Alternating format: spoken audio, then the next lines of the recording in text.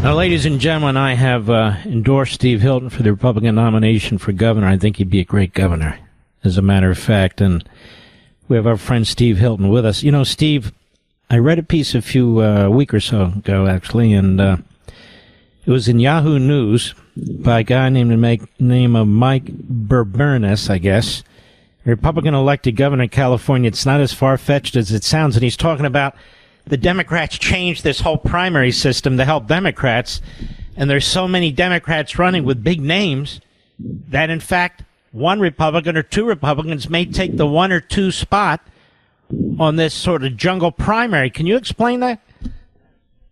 Well, exactly. Well, this is a classic example of how they try and fix the rules, Mark, to help them. And they're so arrogant, they assume that if they set up this system, which they call the top 2 system, so there's no Republican primary or Democrat primary, everyone's on the same ballot next June in the primary, and the top 2 go forward to the general election. And there's no opportunity for anyone else, no write-ins, no independents, just the 2 candidates who emerge from the primary.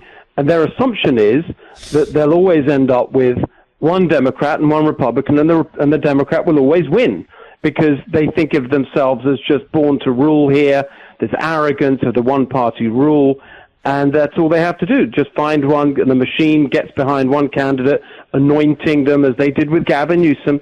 And I expect they were hoping to do that with Kamala Harris, and we'll see who they get behind now. Is it they're not exactly spoilt for choice. They're not sending their best. Is it going to be Eric Swalwell? Is it going to be Katie Porter? We don't know.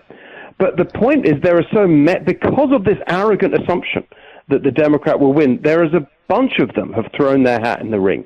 The latest is, apart from Swalwell, you've got this billionaire climate fanatic, Tom Steyer, who's actually responsible in large part for the reason that we have the highest gas prices, highest electric bills, highest cost for everything in the country because of the climate lunacy. He's now running. And there's so many of them that there's this sense that they can divide up the vote so badly between them that you could end up with 2 Republicans. I joke that if that happens, that'll be the end of the top 2 system in California. They'll get rid of it as soon as they can. But look, I don't actually think that's going to happen. I think the machine will get behind one of their candidates. Pelosi still pulls the strings. I actually think it will be, amazingly enough, Eric Swalwell. Can you believe that? Look, the point is, I know they're tight, and they go way back in the House there. So, and he may have entered because she told him that she will back him, right?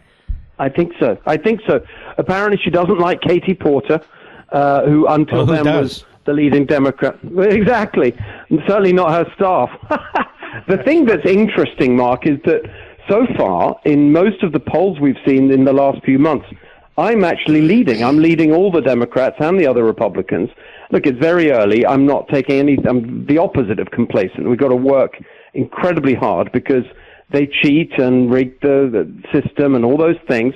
They have the union money, the government unions, the corruption that goes all along with that. And so it's going to be very tough. But there's a majority for change in California. When regularly they ask the question, is the state going in the right direction or wrong direction? Big majority saying wrong direction for the last 2 years. People are sick of this nonsense. They know it's time for change. And that's why I know everyone looks at California and assumes it's going to be Democrat forever. I don't see it that way. I really believe we can pull off this upset next year just by going to exactly as the president has done across the country. It's just common sense. It's not complicated. We've got this bloated government. We've got the highest cost for everything because of the climate insanity.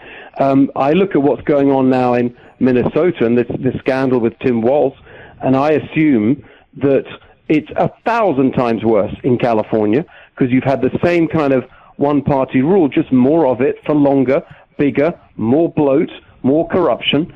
And so that's one of the things I'm going to be focused on because we've got to cut the bloat in the government, cut the spending so we can cut taxes, and we've got to start with all this unbelievable amount of money that's being spent on illegal immigration. That's, of course, a factor in California in the housing crisis, in what's going on in the public schools, in the healthcare system.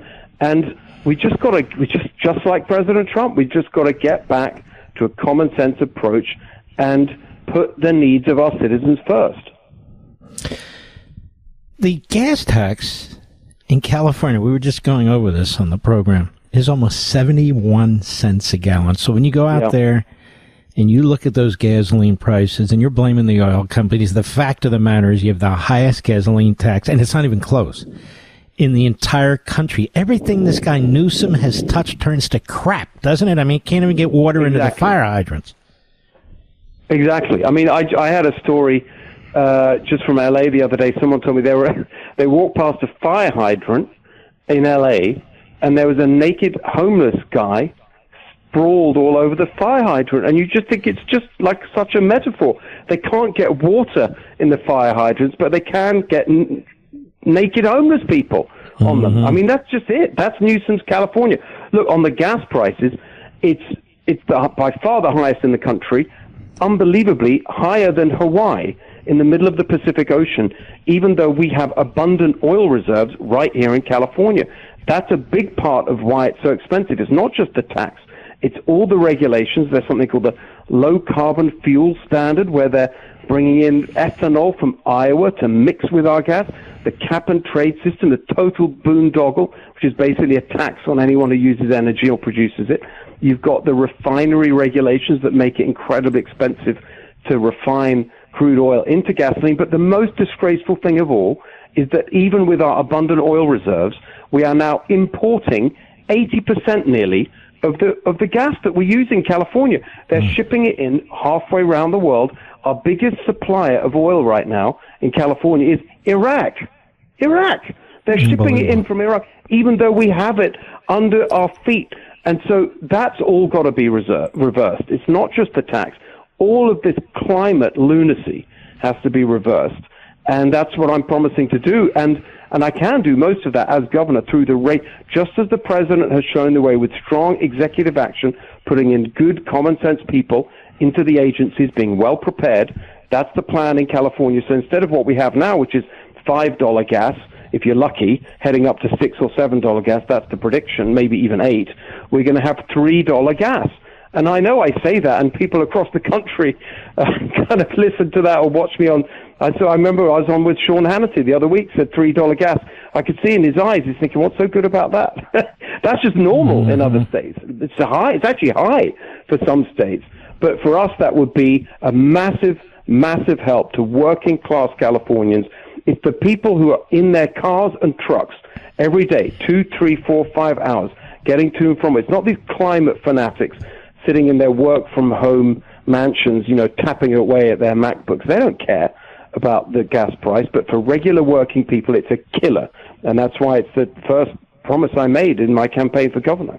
We're coming upon the 250th birthday of the United States, and it has me thinking, what will America look like 250 years from now? My friends at the Heritage Foundation want to know what you think. What policies should America prioritize? What principles should carry us into the decades ahead? As America enters a new golden age, Heritage recognizes that this is the time to take stock and to be intentional about how we shape the future of America. And they can't do it without your input. So please go to heritage.org/LEVIN and let them know what you think is important. Without patriots like you stepping up and speaking up for what you believe in, America as we know it can't survive for another 250 years. Please go to heritage.org/Levin, heritage.org/LEVIN. Take the survey on America's future. This survey takes less than 10 minutes to complete, but it is critical for making sure that the America we pass on to future generations is an America we're proud of. Go to heritage.org/Levin today. That's heritage.org/LEVIN. Paid for by the Heritage Foundation. When people talk about affordability, cost of living, you look at that tax. I mean, California's income tax, I think, is the highest in the country. If it's not the highest, it's the second highest. It is the highest. You look at the property taxes, among the highest in the country. You look at the minimum wage. People are trying to create jobs. It is among the highest in the country. I mean, it's not really an environment in which people can live freely, prosper, create things. And that's really changed, since Jerry Brown. But this guy Newsom, he's the worst of the worst, is he not? The worst. He's the worst. And actually, what's really sick about it, actually, is that if you really know him, and I do know him a little bit, he's not actually an ideologue. He's not like a Bernie Sanders who actually believes in something and is pushing an agenda. Whatever you think about Sanders, he's sincere about his beliefs. They're crazy, but he believes in them. Newsom's much worse. He's a classic machine politician, just like Biden, actually, and Kamala Harris. They don't believe in anything except their own political advancement. And so he hasn't pushed this as a matter of conviction. He's done it out of convenience to get along, because he wants the support of the unions and the activists, and to climb the ladder of the greasy pole of politics in California. And that's why he's weak. He just hasn't stood up to any of them. And so this has just been pushed year after year after year. They've controlled the state legislature for nearly 3 decades now without interruption, with a supermajority since 2010, where they have a 2/3 majority, so the Republicans can't have any say in anything.